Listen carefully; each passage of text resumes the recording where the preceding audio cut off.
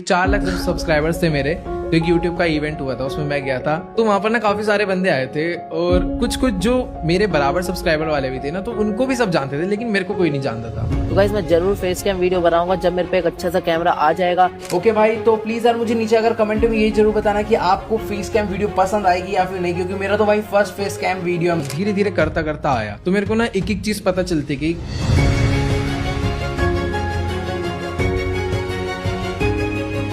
10 million subscriber भी cross कर चुके अपने। कांग्रेचुलेशन टेक्नो गेमर्स को 20 मिलियन सब्सक्राइबर। हमारे होने वाले हैं 40 मिलियन सब्सक्राइबर्स, क्योंकि तुम्हें तो पता ही है भाई अपने चैनल पे 50 मिलियन सब्सक्राइबर्स होने वाले। आज हमारे साथ गेमिंग दुनिया की एक ऐसी पर्सनालिटी जुड़ रहे हैं जो किसी भी इंट्रोडक्शन के मोहताज नहीं है। मैं मंच पर बुलाना चाहूंगा जोरदार तालियों के बीच। He is none other than Ujjwal Chaurasia, famously known as techno gamers.